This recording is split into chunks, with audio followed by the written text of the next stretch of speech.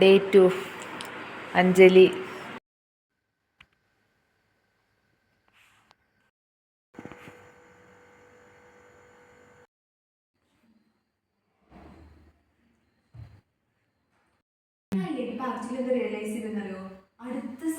എടുക്കുന്ന എന്താടേ ഞാനില്ലേ കുറെ ദിവസമായിട്ട് എന്റെ മറ്റേ പുതപ്പും ബാഗൊക്കെ ഇവിടെ വെച്ചിട്ട് പോയി.